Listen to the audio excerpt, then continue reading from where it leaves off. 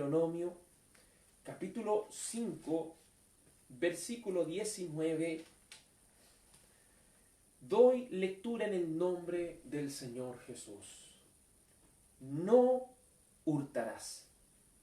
Amén. El octavo mandamiento es no hurtarás. Vamos a orar a la presencia del Señor. Amado Señor y Dios Todopoderoso, su palabra, Señor, ha sido leída en este día. Es un corto verso, pero tiene tanto que decirnos, Señor. Es el octavo mandamiento. Y anhelamos, Señor, y necesitamos, Señor, que tú nos muestres cómo hemos de amarte. Tu palabra dice, si me aman, guarden mis mandamientos, Señor.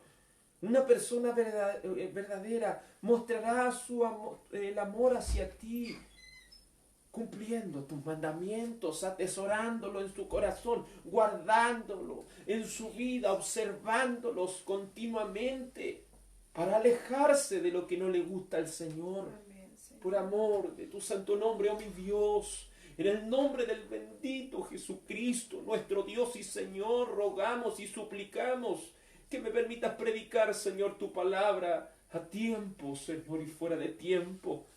Permíteme, Señor, redarguir por medio de tu palabra, Señor, mi corazón y el corazón de cada uno de nuestros hermanos. Amén, Señor. Exhortar, Señor, con toda paciencia y doctrina. Permítanos, Señor, que tu palabra corra y sea glorificada. Coloque sabiduría y entendimiento en nuestros hermanos. Que el Señor nos dé sabiduría en todo. En el nombre de Jesús. Amén. Amén y amén. Gloria al nombre del Señor Gloria a tu Jesucristo. nombre, Toda la Señor honra y la Jesús. gloria sean al bendito y solo soberano Dios. Amén. Como usted bien lo sabe, cada día jueves estamos estudiando los 10 mandamientos. Hoy nos queda, cierto, obviamente nos están quedando solamente 3 mandamientos. El primer mandamiento, ¿cuál es? No tendrás dioses ajenos delante de mí. Segundo mandamiento, no te inclinarás a ellos ni les servirás. Tercer mandamiento, un mandamiento, cierto, muy importante, no tomarás el nombre del Señor tu Dios en vano. Cuarto mandamiento, muy importante, guardarás el día de reposo para santificarlo. Quinto mandamiento, honra a tu madre y a tu padre. Sexto mandamiento, no matarás. Séptimo mandamiento, no cometerás adulterio. Octavo mandamiento, el cual tenemos que ver en este día, es no hurtarás. Obviamente, cierto, este mandamiento va a hacer mención tanto del robar como el hurtar, obviamente. Si bien son dos palabras que se juntan y se unen en lo mismo, en el sentido de que es sustraer algo que no nos pertenece, también, cierto, hay una diferencia entre hurtar y robar. Amén. Cuando una persona hurta algo, es sin que los demás se den cuenta. Cuando alguien roba algo, es cuando, cierto, los delincuentes, por ejemplo, cometen un delito a plena luz del día, como lo harían, cierto, unas personas robando el banco con sus máscaras o cualquier cosa, cierto, apuntando a la gente. En cambio, alguien que hurta lo hace sin que nadie se dé cuenta. Amén. Estas cosas son pecados delante de los ojos de Dios. ¿De dónde proviene, cierto, toda esta clase de pecados?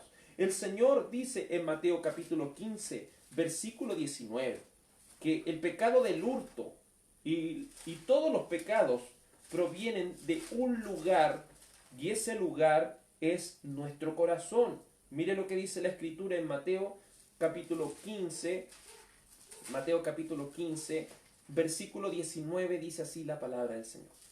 Porque del corazón salen los malos pensamientos, los homicidios, los adulterios, las fornicaciones, los hurtos. ¿Se fija? Sí. Los hurtos. Todas esas cosas, ¿de dónde salen? Del corazón. Entonces, lo primero que queremos llegar a entender acerca de este pecado, como lo es sustraer algo que no nos pertenece, lo primero que debemos entender es que ese pecado, ¿de dónde viene? Del corazón. un delincuente nace delincuente. ¿A qué nos referimos con eso? Una persona que le gusta cometer algún delito, o sea cierto homicida, adúltero, fornicario, y sea cierto, obviamente no honrar a Dios, no guardar sus mandamientos y todo eso es algo que está dentro del corazón del hombre.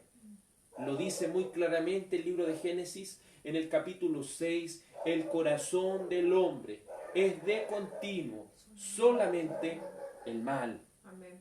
No son los compañeros de curso los que desvían a una persona, aunque así lo ayudan, ¿cierto? Pero no son un compañero de curso, un compañero de trabajo, un amigo que desvía del camino a alguien. No. Esa persona puede ser ayuda para eso, pero en el corazón de la persona ya existía eso. Por eso vemos que una persona, un delincuente o un drogadicto o diferentes tipos de pecados que hay, ¿cierto?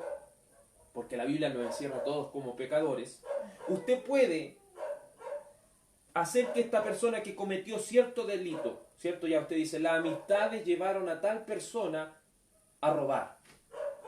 Saque a esa persona, llévela a otra ciudad y esa persona va, ¿cierto?, a comunicarse con otras y va a seguir haciendo lo mismo. ¿Por qué?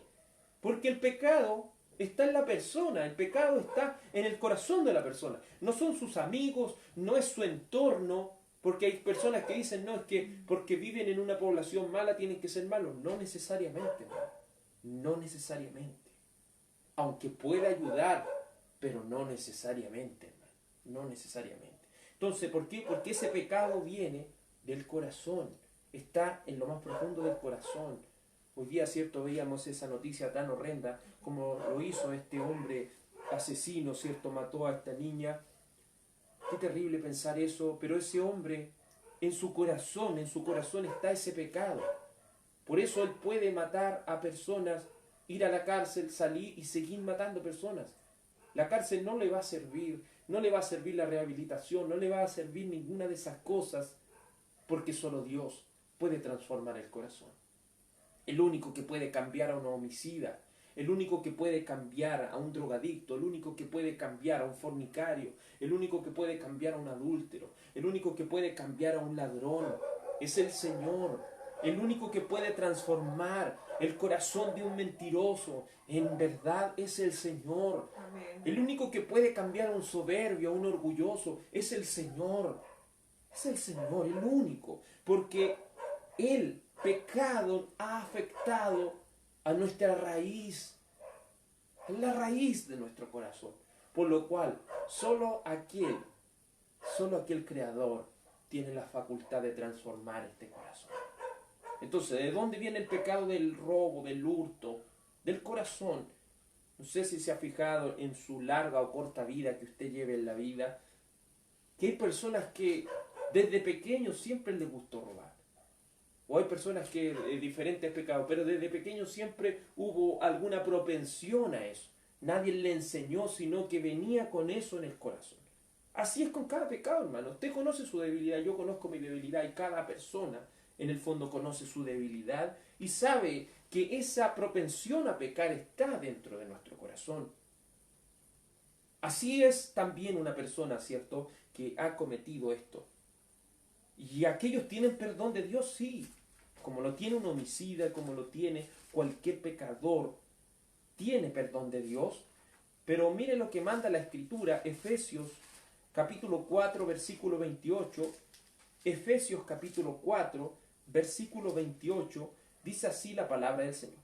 El que hurtaba, no hurte más, sino trabaje, haciendo con sus manos lo que es bueno, para que tenga que compartir con el que padece necesidad. ¿Se fija cómo el Señor puede transformar el corazón de un ladrón?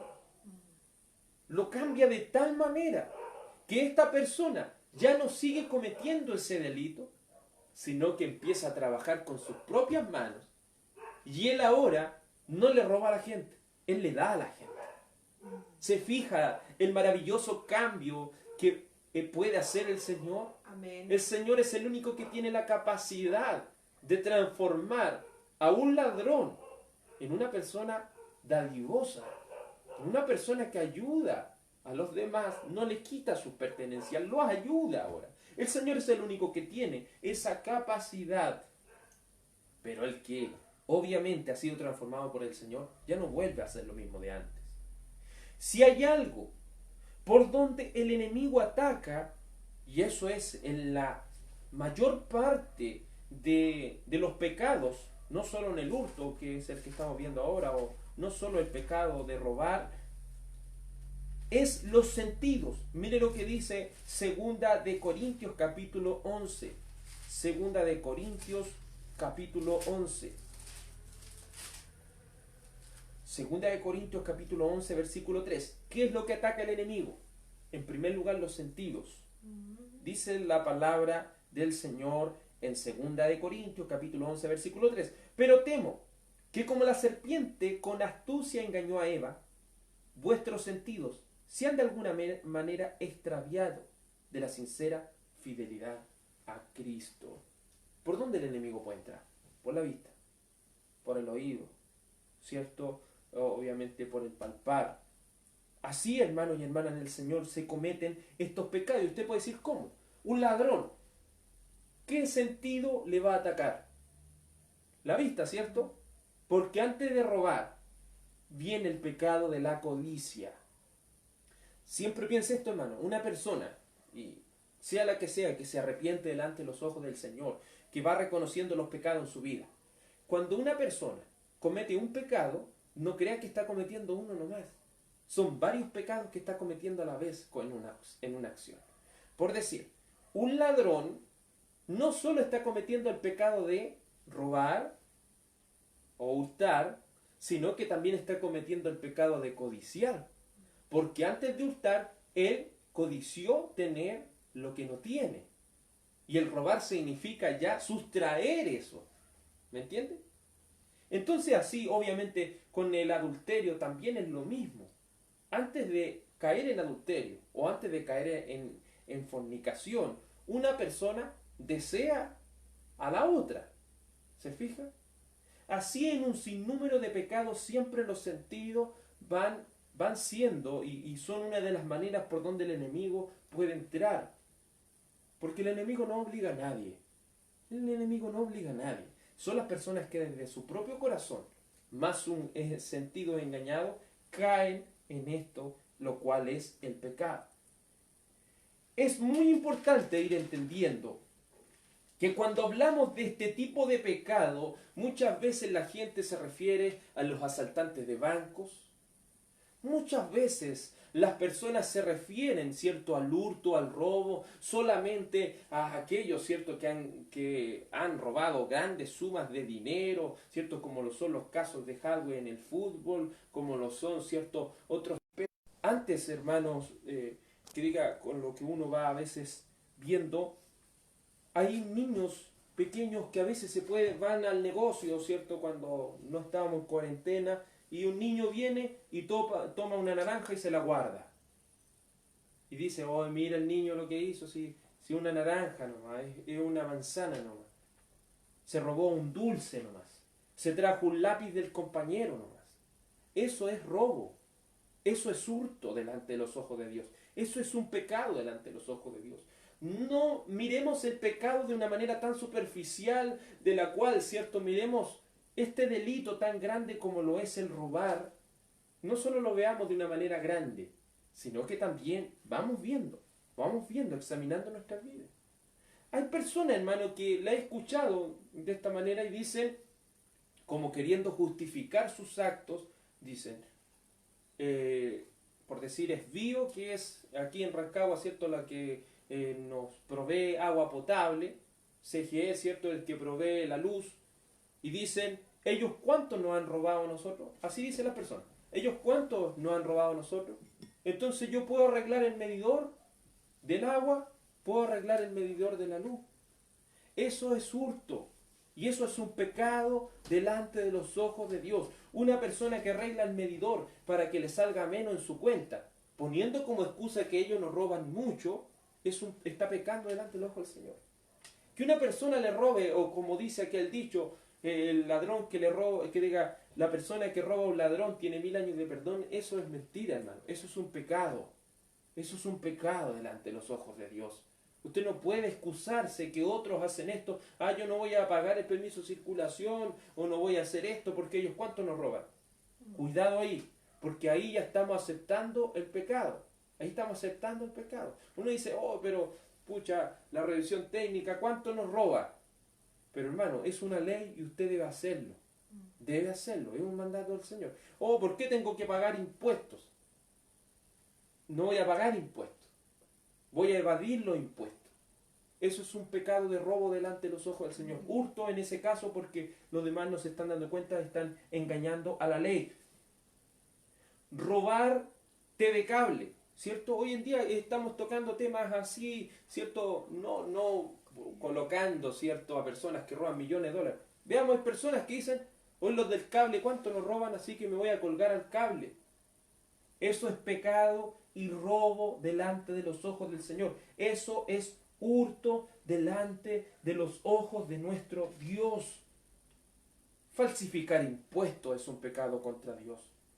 Hacer fraude es un pecado contra Dios. Robarse lo más mínimo en el trabajo es hurto delante de los ojos de Dios. No minimicemos el pecado. A veces como seres humanos somos tan buenos para eso. Es que yo me traje esto, pero esto no es nada si la empresa es rica. Eso, hermano, a veces cuando vienen esos pensamientos a nosotros, me incluyo, cuando vienen esos pensamientos, en realidad estamos aceptando ese pecado. Y lo estamos cometiendo. Por eso, hermano y hermana en el Señor, robarse lo más mínimo en el trabajo, sea muy mínimo, sea muy grande, es pecado delante de los ojos del Señor. Que un niño, ¿cierto?, para los que tienen hijos pequeños, saque algo de la casa del vecino, de la vecina y se lo lleve para la casa, está hurtando delante de los ojos del Señor. Por eso pecar, este pecado, ¿cierto?, tiene un sinnúmero de situaciones que nos pueden hacer llevar a esto, hermano. Hoy en día, ¿cierto?, con lo que estaba pasando cotidianamente, lo mismo vino ese bono, ¿cierto?, de los 500.000 pesos, mucha gente, ¿cierto?, apretó, ¿cierto?, este botón y en el celular o en el computador colocaron, ¿cierto?, una cierta cifra y ahora, ¿cierto?, muchos van a tener que devolver ese dinero. Pero me he topado con personas que dicen, yo no lo voy a devolver. ¿Cuánto nos han robado ellos? Pero hermano, si no se devuelve ese dinero, ¿qué estaría haciendo una persona? Hurtando. ¿Qué estaría haciendo la persona? Robando. Falsificar ciertos papeles, decir para que el gobierno nos ayude, vamos a bajarnos la ficha. Es que el gobierno es tan malo que nos deja la ficha tan alta. Arreglar la ficha de protección social para ganar cosas así, hermano, es un fraude. Y ese fraude no solo es penado por la ley, sino que es un pecado delante de los ojos de Dios. Hermano, que usted puede decir es que como los demás tienen subsidio, otros tienen subsidio, yo no tengo nada. Hermano, tengamos cuidado con todas esas cosas. Conformémonos con lo que el Señor nos ha ido dando. Conformémonos con lo que el Señor nos ha ido dando. Muchas veces nuestro corazón codicioso quiere más cosas, quiere más cosas. Conformémonos con lo que el Señor nos da. Analicemos en cada parte de nuestra vida. Quizás no es habitual para nosotros hacer este pecado, pero sí en algún momento, si hacemos la pregunta, ¿quién no ha hecho eso? Serían muy pocas personas. Por no decir ninguna, pero sería porque deben haber muy pocas personas que obviamente no han caído en este pecado, pero siempre hay algo, sustraer lo más mínimo es ya quebrantar este pecado. Vamos a lo que dice la palabra del Señor como ejemplo, porque hay muchos más ejemplos de sustraer lo que no es de uno. Vamos al libro de Éxodo capítulo 22. Éxodo capítulo 22, porque la palabra del Señor dice tajantemente, no hurtarás. En el Nuevo Testamento dice, no robarás, no hurtarás, no robarás, no vas a sustraer lo que no es tuyo.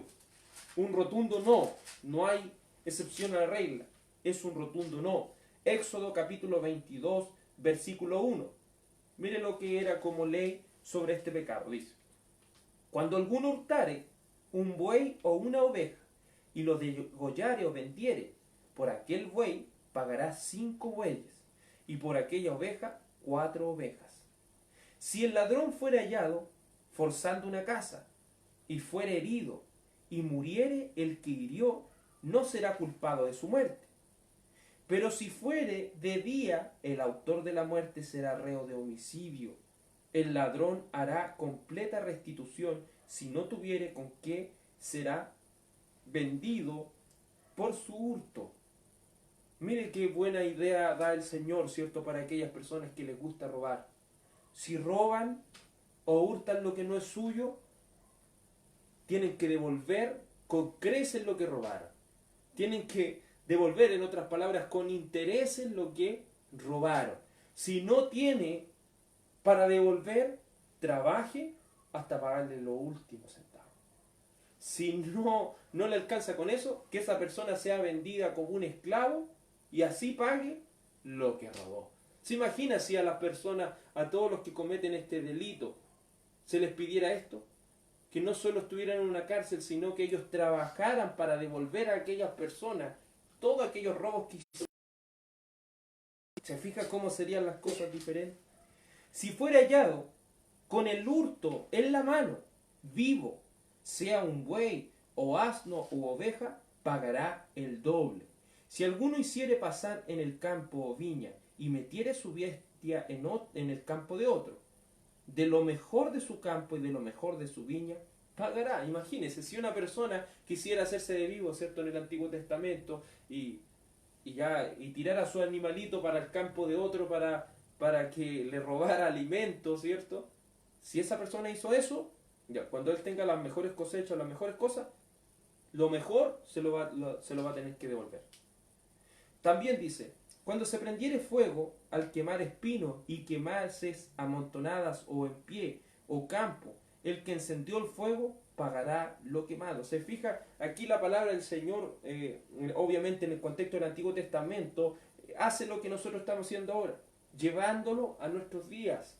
Recuerde, esto no es solo no hurtarás, no robarás, porque muchas veces nosotros vemos las cosas en un contexto muy amplio, muy grande, que diga. Como no vemos las cosas con la realidad que el Señor las mira. Robar un peso, robar, es lo mismo que robar 1.000.000. Es lo mismo, hermano, en el sentido, ¿cierto? Estoy diciendo es lo mismo en el sentido con la transgresión de ese mandamiento. Se transgrede ese mandamiento del Señor. Vemos también que el libro de Deuteronomio capítulo 22 versículo 1, Deuteronomio capítulo 22 versículo 1, dice así la palabra del Señor en contra de este pecado del robo, del hurto. Deuteronomio capítulo 22 versículo 1, dice así la palabra del Señor. Si viereis extraviado el buey de tu hermano o su cordero, no le negarás tu ayuda, lo volverás a tu hermano. Eso era cierto obviamente en la antigüedad, pero se podría traducir como, si usted ve que una persona se le cayó 10.000 pesos, usted va a decir, oh, como dijo una persona, oh, regalo de Dios, y se lo guardó. No, hermano, no, hermano, si usted no devuelve una billetera con todo el dinero que está ahí, usted está siendo un ladrón delante de los ojos de Dios. No crea que eso va a ser una bendición. Hay personas así, hermano, que por equivocación le llegó una encomienda, ¿cierto?, de tantas cosas, y por decir un ejemplo, una persona había encargado una tienda, una lavadora, y por error llegó a su casa. Usted tiene que hacer todo lo que esté a su alcance para devolver eso. Amén. Si no hace eso, está hurtando, está sustrayendo lo que no es suyo, y es un pecado delante de los ojos de Dios. Es un pecado, no debemos minimizar estas cosas. Verso 2. Y si tu hermano no fuere tu vecino, o no lo conocieres, le recogerás en tu casa y estará contigo hasta que tu hermano lo busque y se lo devuelvas. Así harás con tu asno, así harás con su vestido, y lo mismo harás con toda cosa de tu hermano que se le perdiere, y tú la hallarás. No podrás negarle tu ayuda. si usted se encuentra algo que no es suyo, devuélvalo. Devuélvalo, no importa. Hay personas que dicen, pero voy a devolver el puro carné nomás. No, devuelva todo. Todo lo que usted encontró, todo eso tiene que devolverlo. No crea que esas cosas son regalos de Dios. Hay personas que blasfeman contra el Señor al decir barbaridades como esas. El libro de los Proverbios, capítulo 19. Algo que en la juventud está pasando hace mucho tiempo ya. Proverbios, capítulo 19. Mostrando otro ejemplo sobre el pecado, del robo, del hurto, que no solo es, cierto, los que roban millones, sino también los que lo hacen en pequeñas sumas, o los que falsifican papeles, o los que falsifican el medidor, o los que tienen cable, cierto, televisión por cable y no pagan. Todo eso es un hurto delante de los ojos de Dios. Proverbios 19:26. Proverbios 19:26. Dice así la palabra del Señor. El que roba a su padre y ahuyenta a su madre es hijo que causa vergüenza y acarrea oprobio. ¿Cuántos hijos hoy en día le roban a sus padres, hermano? Cuando no hay cuarentena, ¿cierto? Para ir a una fiesta, ¿cuántos no le roban a sus padres? Para hacer esto, aquello, ellos vienen, se meten, ¿cierto? Donde sus papás guardan el dinero y se lo sacan, hermano. Eso es un pecado delante de los ojos de Dios. Es algo horrendo, delante del ojo del Señor que una persona haga eso. Proverbios 28, verso 24. Dice así la palabra del Señor. El que roba a su padre o a su madre y dice que no es maldad, compañero es del hombre destruidor. Qué horrendo, hermano, qué horrendo lo que está pasando hoy en día con este tema del robo. Se está minimizando, gente se excusa, como le dije anteriormente, diciendo, ¿y cómo el gobierno nos roba? ¿Cómo la empresa nos roba? ¿Cómo tanto nos roban? Si otros roban, usted no tiene por qué robar. Que otros roben no lo hace usted una persona, no le da la facultad a usted ni a mí para que le sustraigamos las cosas a los demás. Todo negocio fraudulento o adquirir cosas robadas, como hoy en día, ¿cierto? Se llama eso en lo legal, receptación de especies. Si usted ve que una persona anda vendiendo un celular o anda vendiendo cualquier cosa y usted sabe, y usted en el fondo a veces uno sabe que esas cosas son robadas, no compremos esas cosas, hermano. Porque hacerse una receptación de especies, ser una persona que compra cosas robadas, es participar de ese pecado. Es participar, aunque usted no lo robó, pero usted al comprarle un ladrón, usted y yo podríamos estar cayendo en un pecado, quebrantando el octavo mandamiento a Dios. Es importante que esto usted lo vaya llevando a cada área de su vida. Vaya viendo y no deje que su mente lo engañe diciendo, no, si no es tan así. Hermano, cada una de estas cosas es pecado delante de los ojos de Dios. Sabemos que a veces es caro poder surgir aquí en este mundo. Por decir, si usted quiere estudiar, las becas a veces no le ayudan porque tiene bajo puntaje. Pero eso no le da la facultad a usted y a mí para falsificar las fichas, como muchas personas lo hacen, cometiendo fraude, hurto y robo delante de los ojos del Señor. Aparte de eso, también, ¿cierto? En segundo lugar, no solo, ¿cierto? Se roba en lo material, no solamente se roba en el contexto, ¿cierto? A otra persona. También vamos al libro de Malaquías capítulo 3, porque hay otro tipo de robo o hurto que se hace, y dice el libro de Malaquías, último libro del Antiguo Testamento, un texto, ¿cierto?, que por mucho es mal utilizado. Hacer un paréntesis también, y como vamos a entrar también en esta parte del tema. Todo pastor o ministro o predicador que se roba el dinero de la iglesia, ¿a dónde se va a ir? Al infierno, hermano. Aunque predique bonito, aunque mucha gente lo siga, si un predicador se roba la plata de los hermanos, ¿dónde se va a ir? Al infierno, porque ¿a quién le está robando? Le está robando al Señor. Le está robando al mismo Señor. Los que utilizan el dinero de la iglesia para su propio beneficio, en el sentido, ¿cierto?, para comprar cosas caras y otros tipos de... están robándole al mismo Señor. Miren lo que dice el libro de Malaquías. Malaquías, en el capítulo 6. Malaquías capítulo 6 dice así la palabra del Señor. Porque yo, Jehová, no cambio. Por eso, hijos de Jacob, no habéis sido consumidos. Desde los días de vuestros padres os habéis apartado de mis leyes y no las guardasteis. Volveos a mí, y yo me volveré a vosotros, ha dicho Jehová de los ejércitos. Mas dijiste, ¿en qué hemos de volvernos? Verso 8.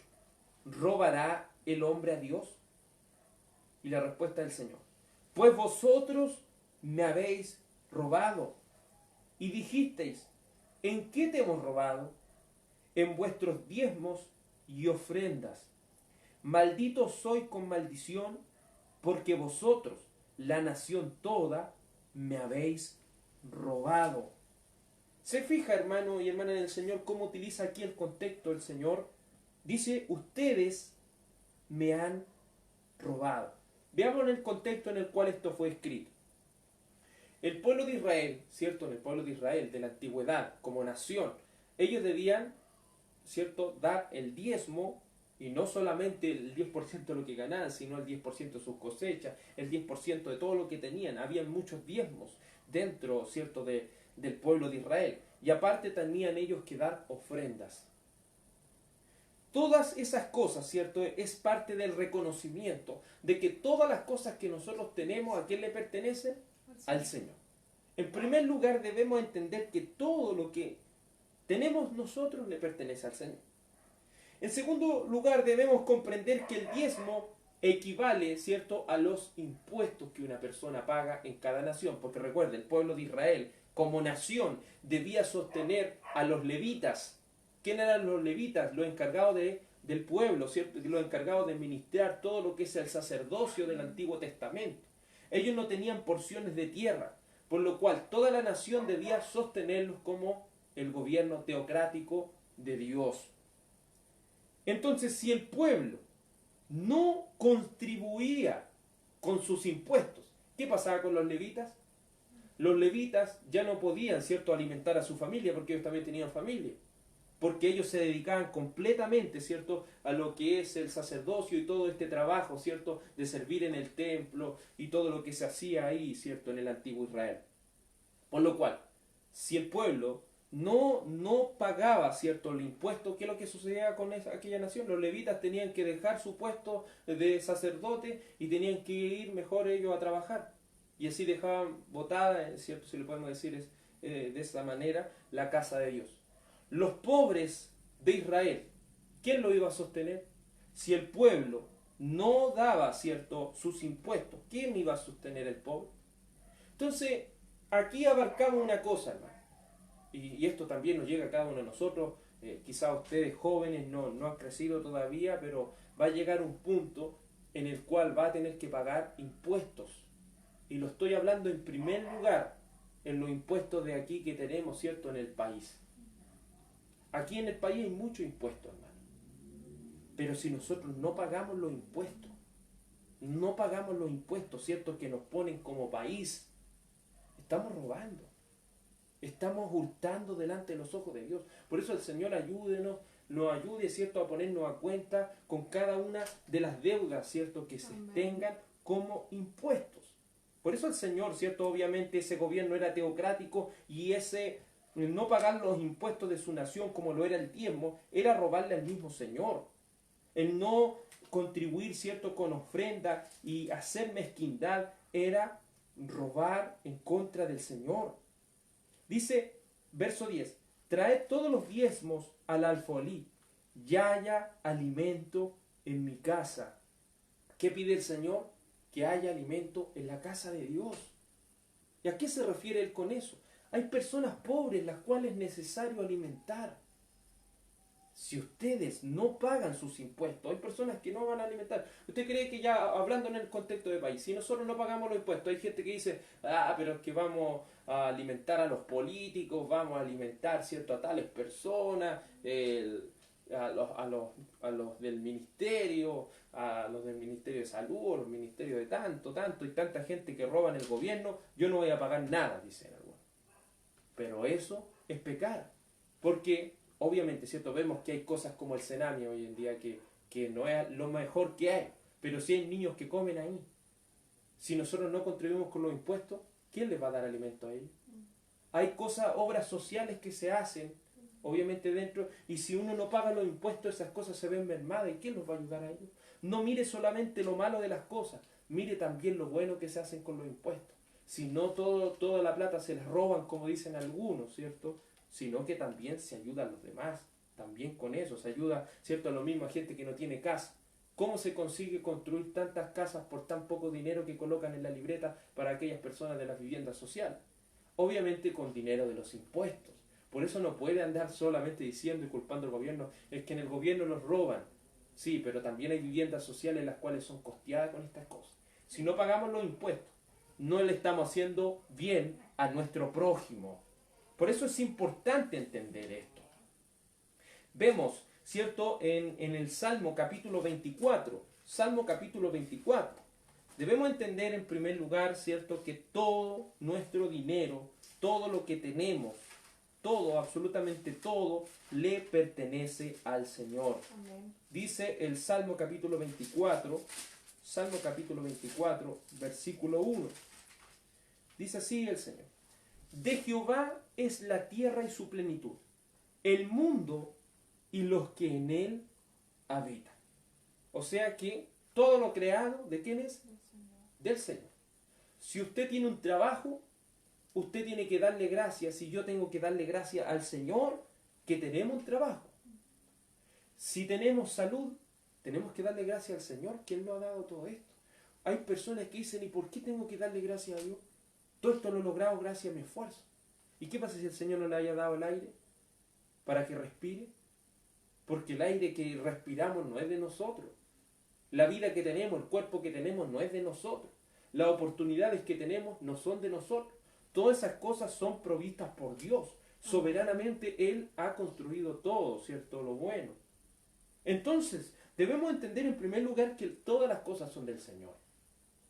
Y si nosotros no proveemos para los débiles, no proveemos para aquellas personas que más lo necesitan, ¿a quién le estamos robando en última instancia? Al Señor. Si hay algo que podemos entender como principio bíblico, y lo puede profundizar más usted en el libro de Eclesiastés y Proverbios, entenderá que si el Señor le da abundancia a unos y pobreza al otro, es para aquellos los cuales hay abundancia, ellos provean para aquellas personas que más lo necesitan. Y así, cierto, se logre una equidad en las cosas.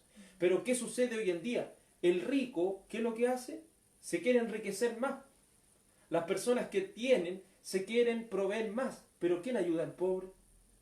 Dejan de lado al pobre, dejan de lado al huérfano, dejan de lado al menospreciado.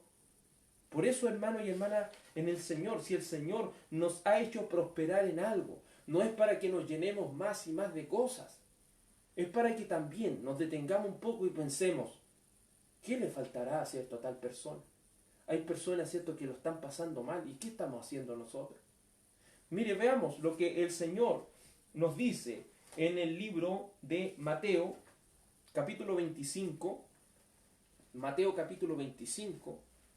Y una forma de robarle a Dios es no proveerle a las personas que más lo necesitan.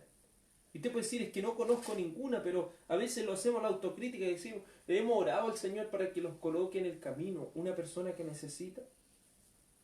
Mateo capítulo 25,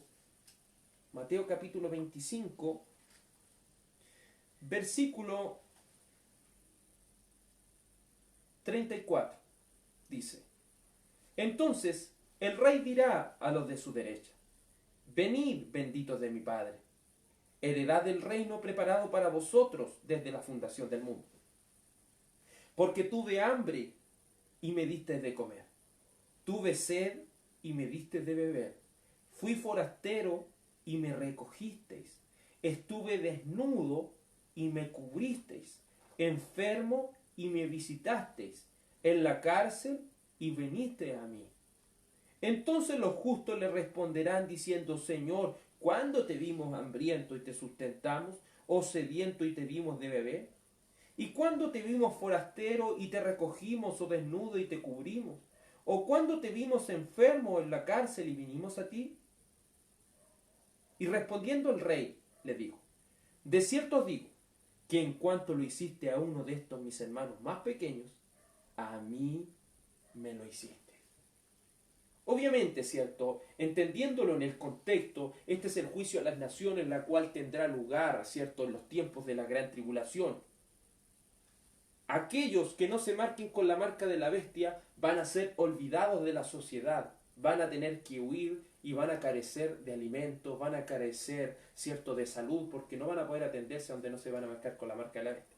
Entonces, entendiendo el contexto del juicio a las naciones que ayuden a estas personas, ayuden a los 144.000, ayuden a aquellos, ¿cierto?, que no se quisieron marcar con la marca de la bestia, el Señor les va a perdonar la vida en la batalla del Armagedón.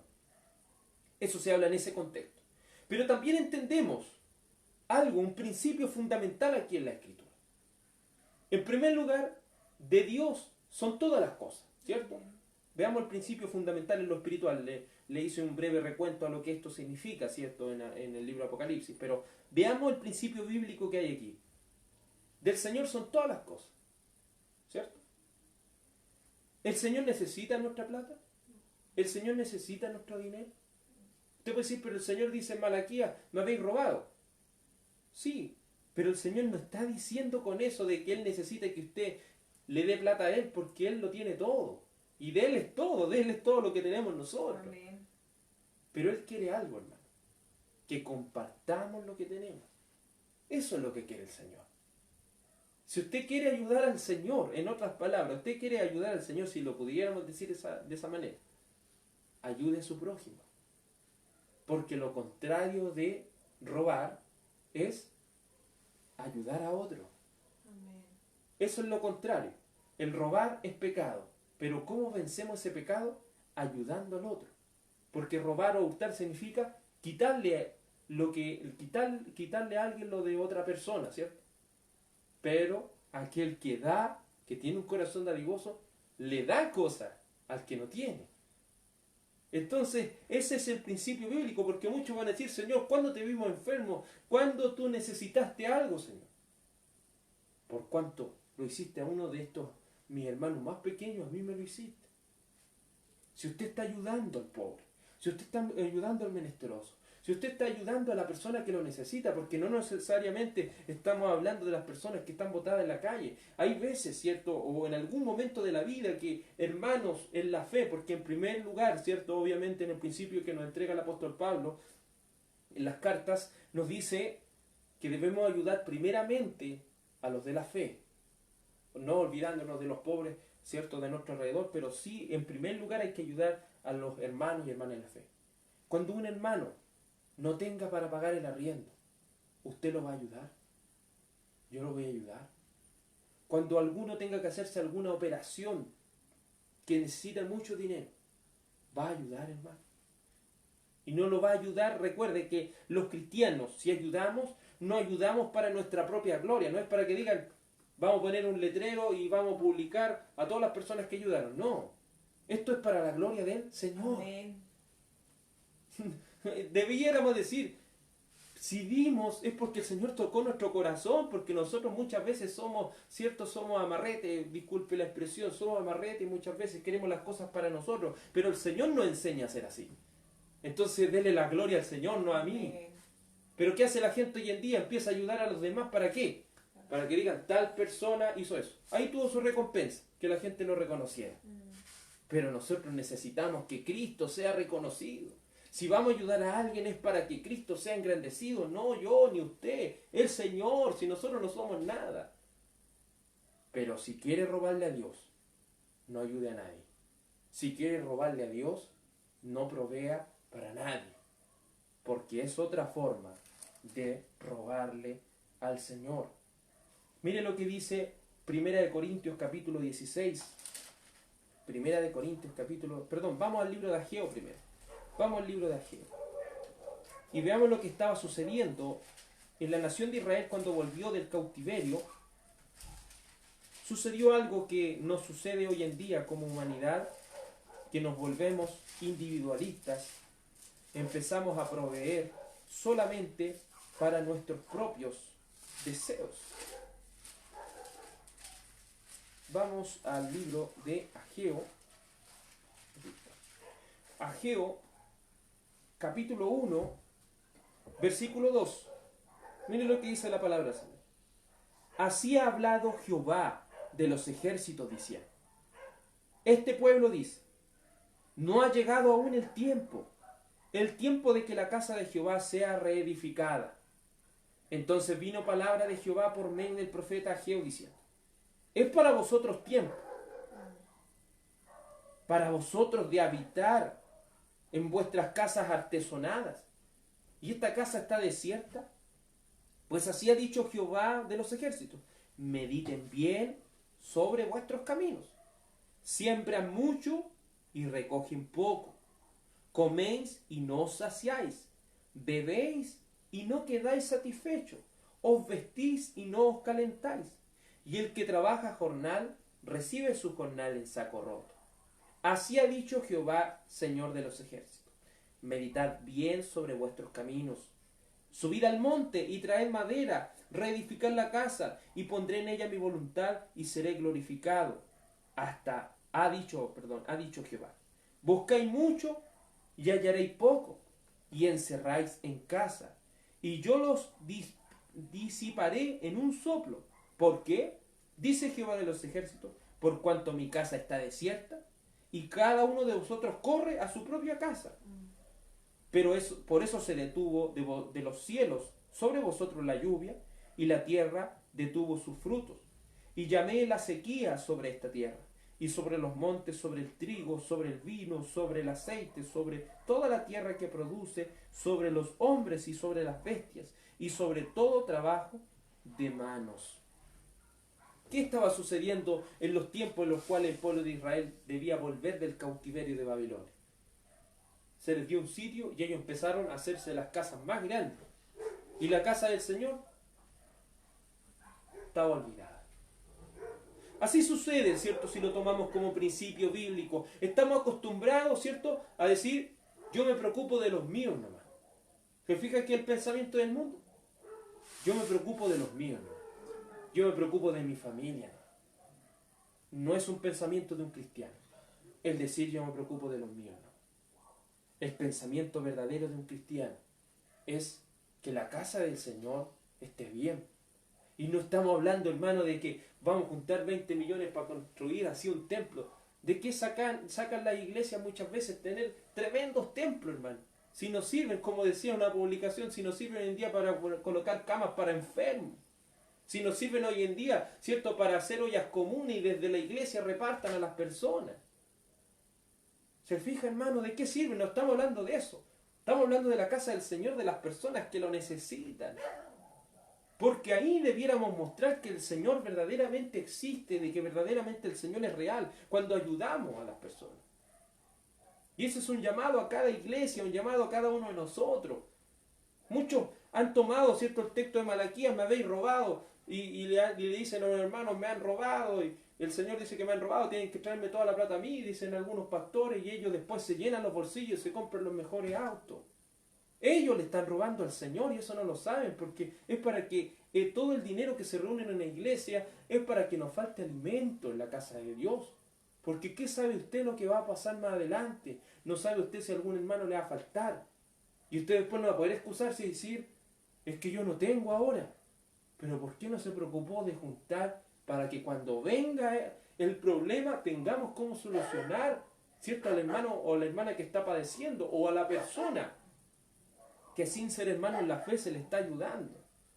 Por eso no artesonemos solamente, no acarriemos para nosotros, tratemos de ayudar a los demás. Y si aún no ha aparecido alguien a quien ayudemos, preparémonos para ese momento. Recuerde que la segunda de Corintios capítulo 9 trata de eso. En la época de la iglesia no se pide diezmo, ¿cierto? Lo hemos estudiado eso también. Nunca el apóstol Pablo a ninguna de las iglesias de Asia se le pidió el diezmo. La palabra diezmo solamente la va a encontrar en el contexto de Israel. En el Nuevo Testamento se nombra la palabra diezmo, pero solamente para referirse a los fariseos, los cuales eran judíos, que tenían que pagar sus impuestos de su nación. Pero a cada iglesia se le dio una palabra, la cual era ofrenda. Esa es la palabra, ¿cierto?, que solamente existe en la iglesia. Si hay iglesias que piden diezmo, ahí ya no sabemos de dónde se afirman, si solamente se afirman del Antiguo Testamento, sin entender el contexto de que esos son impuestos de la nación de Israel. Pero veámoslo como la Biblia lo habla en 2 de Corintios capítulo 8. Miren lo que dice el título Reina Valera. La ofrenda para los santos. Esta doctrina se llama la doctrina, algunos le dicen del diezmo, no, se llama la doctrina del dar. Porque ¿qué dice el Señor? Es mejor dar que recibir. Hay gente que dice, yo di el diezmo y listo. Hermano, debe entender que todos nuestros sueldos del Señor. Amén. Y si Él nos toca nuestro corazón para que demos con generosidad a otra persona, no debemos estar contentos con decir yo le voy a dar el diezmo a esta persona nomás, no. Lo que el Señor coloque en nuestro corazón tenemos que hacerlo. Obviamente, con el principio bíblico que también nos da esta 2 de Corintios, de que no vaya a dar tanto de que quede después usted desvalido sin nada, no. Tiene que dar proporcionalmente, ¿cierto? Obviamente, para que no haya en su casa escasez. Y tampoco haya escasez, ¿cierto?, al que le está dando. Eso es lo que quiere el Señor, que nosotros aprendamos en esta doctrina del dar. Dice 2 de Corintios 8:1.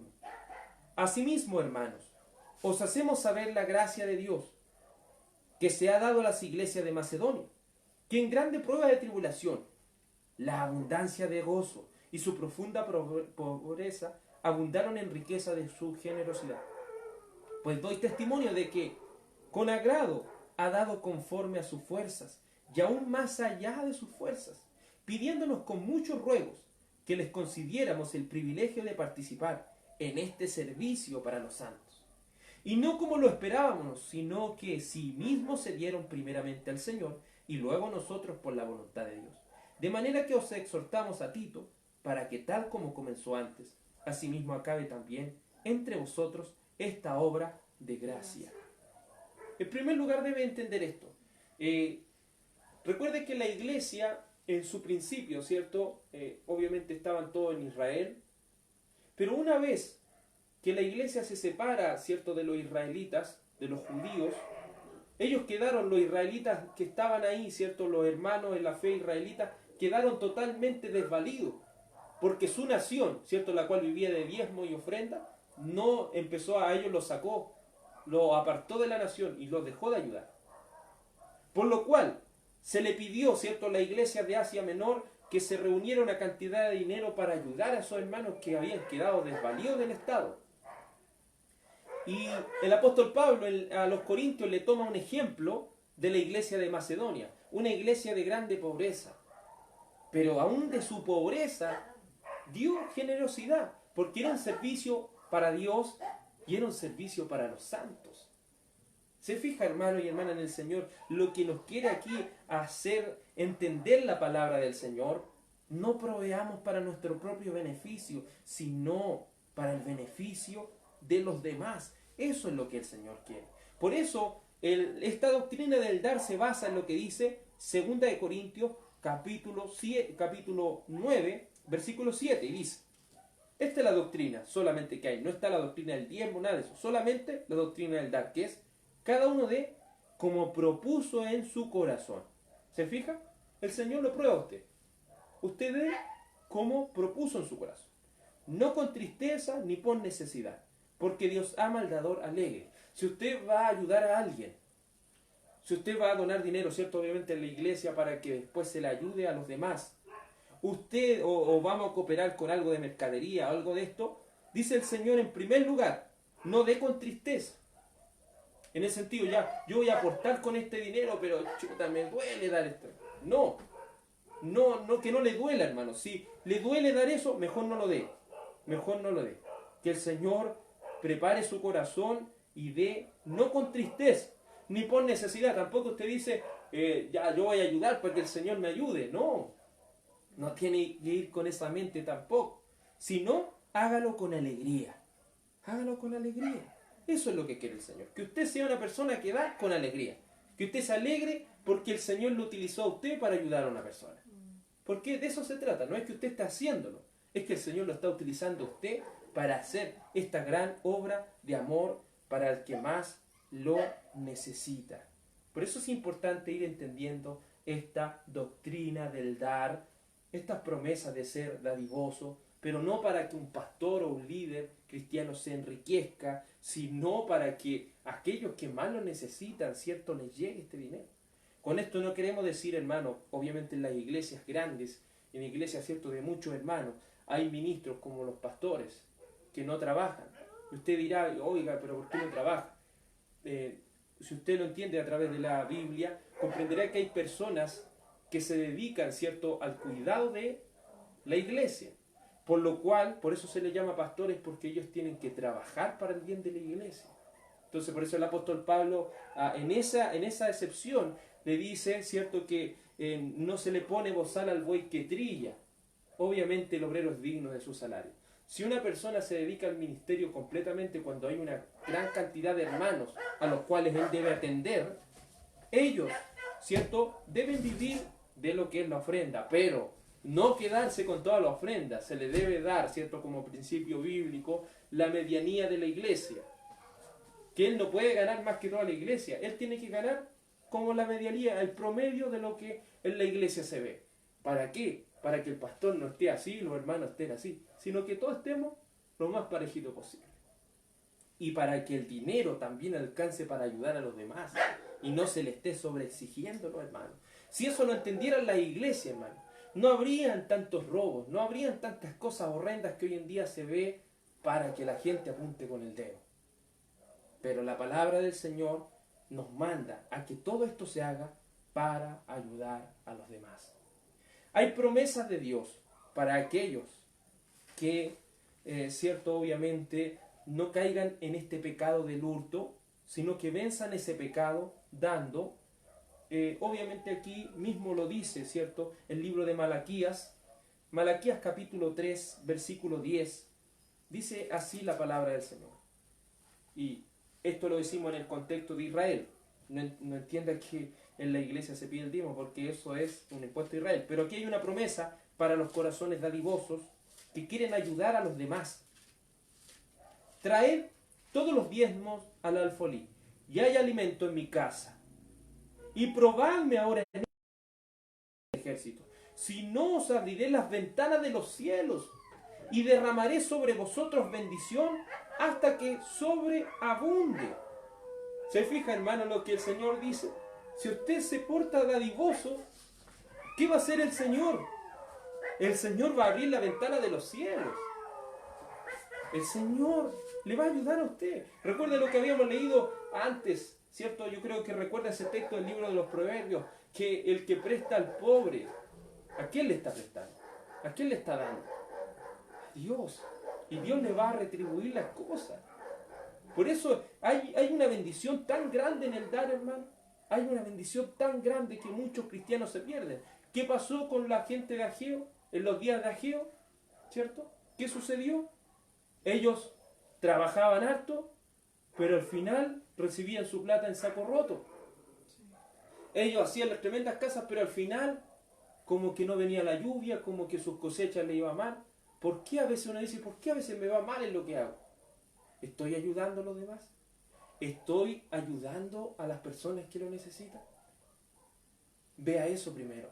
Hay hermanos que están padeciendo, ¿lo está ayudando? ¿O está esperando, cierto, que digamos, hermano, ayude a tal persona? No necesariamente, aunque eso a veces es bueno para estimularnos a la fe y a las buenas obras. Pero también es bueno que salga eso del corazón de cada uno. Eso es hermoso delante de los ojos de Dios. Miren las promesas tan grandes que hay dentro de la Biblia, como dice la segunda de Corintios capítulo 9, versículo 6. Dice, pero esto digo, el que siembra escasamente, y se da en el contexto de la ofrenda, obviamente si usted lo ve, pero esto digo, el que siembra escasamente, también segará escasamente. El que siembra generosamente, generosamente también cegará. Cada uno dé como propuso en su corazón, y no por tristeza ni por necesidad, porque Dios ama al dador alegre. ¿Se fija? Si nosotros queremos que nos vaya bien, obviamente, seamos generosos. Eso es lo que dice el Señor. Pero si nosotros no somos generosos, no esperemos que nos vaya bien. Es una manera de vencer este octavo pecado, ¿cierto?, señalado por la Biblia, el cual dice, no hurtarás. Pero hay personas, hermanos, hay personas que no quieren arrepentirse de todos estos pecados, de todo lo que hemos hablado. No solamente del último, ¿cierto?, de todo lo que hemos hablado. No se arrepienten de ser mezquinos, no se arrepienten de robar cable de televisión, no se arrepienten de alterar el medidor del agua, no se arrepienten de hacer fraude para ganar bonos, no se arrepienten de las cosas malas que han hecho. Y cierto, en el contexto de Apocalipsis capítulo 9, miren lo que dice la Escritura, Apocalipsis capítulo 9, versículo 21. Y no se arrepintieron de sus homicidios, ni de sus hechicerías, ni de su fornicación, ni de sus hurtos. Hay gente que aunque usted diga lo que le diga, no, yo no creo que así. No se arrepintieron. Pero ¿qué consecuencias vienen a los que no se arrepienten del pecado del hurto, el pecado del robo, el pecado de la mezquindad? Aquellos que no quieren arrepentirse, hay un juicio para ellos, según lo que dice el libro de Zacarías. Zacarías capítulo 5, versículo 3. Zacarías capítulo 5, versículo 3 dice la palabra del Señor. Entonces me dijo, esta es la maldición que sale sobre la faz de la tierra, porque todo aquel que hurta, como está de un lado del rollo, será destruido. Todo el que hurta, ¿qué es lo que va a hacer el Señor? Lo va a destruir. Primera de Corintios 5:10. Primera de Corintios, capítulo 5, versículo 10. Dice así la palabra del Señor. Verso 9. Os he escrito por carta que no os juntéis con los fornicarios. No absolutamente con los fornicarios del mundo, o con los avaros, o con los ladrones, o con los idólatras, pues en tal caso sería necesario salir del mundo. Más bien os escribí que no os juntéis con ninguno que llamándose hermano fuere fornicario, avaro, idólatra, maldiciente, borracho o ladrón. Con el tal ni aun comáis. Aparte de que esta persona va a ser destruida por Dios. Un fornicario, un adúltero, un maldiciente, idólatra, y lo que nos corresponde, un borracho, y lo que nos corresponde ahora, ¿cierto?, un ladrón. Si un hermano es ladrón, si un pastor es ladrón, si una persona está comprobado que es un ladrón, siendo cristiano, ¿cierto? Obviamente, porque el Señor dice, no estoy hablando de la gente del mundo porque ellos son así, estoy hablando de los que están en la iglesia, los que son cristianos. Si alguno se hace llamar cristiano y es un ladrón, no lo tomen en cuenta, aléjense de él. Aléjense de él. Miren la palabra, es dura, dice, ni siquiera coman con esa persona. ¿Por qué? Si nosotros como cristianos aceptamos a una persona ladrona y lo acogimos y estamos con él nunca va a pensar que lo que está haciendo está mal. Pero ¿qué debemos mostrar en nosotros? Que ese pecado lo va a llevar al infierno. Y en primera consecuencia, hay que apartarlo hasta que esta persona se arrepienta. Si una persona permanece en su fornicación, si una persona permanece en su adulterio, en su borrachera, en su maldición, en su idolatría, en ser un ladrón, alejémonos de esas personas hasta que entiendan que es un pecado que los va a destruir y los va a mandar al infierno, porque los ladrones no irán al cielo. Déjenme decirles, los que no se arrepienten no van a ir al cielo. Es tan importante entender que transgredir los mandamientos de Dios es algo muy severo, hermano. Es algo muy severo. Y para aquellas personas que no conocen a Cristo, para aquellas personas que no conocen a Cristo, deben entender que no es solo decir, yo no lo voy a hacer más. Es refugiarse en Cristo. Porque aquel que transgreda en una sola parte se hace culpable de todo. Amén. Por lo cual todos somos culpables, porque todos hemos transgredido los 10 mandamientos y en algunas veces los seguimos transgrediendo. Pero si no queremos ser consumidos por la ira de Dios, refugiémonos en Cristo Jesús. Vamos a orar a la presencia del Señor. Amado Señor y Dios Todopoderoso, clamamos, Señor, ante tu presencia y rogamos que este octavo mandamiento, Señor, el no hurtarás, el no tomarás lo que no es tuyo, el no robarás, quede grabado en nuestro corazón. Señor, el robar lo más mínimo del trabajo, el hacer fraude en la ficha de protección social, el hacer fraude en cualquier trámite, Señor, el robar agua, robar luz, robar cable, televisión por cable, internet, diferentes cosas, Señor, es un pecado delante de tus ojos. Hay cosas, Señor, y un sinnúmero de hurtos y robos que no nos damos cuenta, Señor. Por amor de tu santo nombre, mi Jesús, ayúdanos, y hay tanto que se puede abarcar en esto. Ayúdanos, Señor, a que nuestros corazones puedan ser redargüidos por el Señor. Padre mío, ayúdanos, Señor, a no ser mezquino, porque la mezquindad es parte también de robar. Si somos mezquinos, le estamos robando al Señor, porque Él quiere que haya alimento en su casa. Él no quiere que exista dentro de la congregación alguien desvalido y alguien que no sepa cómo poder alimentar a su familia o cómo cubrir una necesidad. El Señor no quiere que eso pase en la congregación, que Él toque nuestros corazones para que seamos dadivosos. Padre mío, en esta humanidad individualista se piensa solamente en su propio círculo, pero ¿quién piensa en los demás? Señor amado y Dios bendito, quite ese pecado del hurto de nuestro corazón, quite ese pecado del robo en nuestro corazón. Si estamos pecando de esa manera, corríjanos, Señor. Permítanos, Señor, tomar la determinación, si una persona persiste en este pecado, alejarnos de él.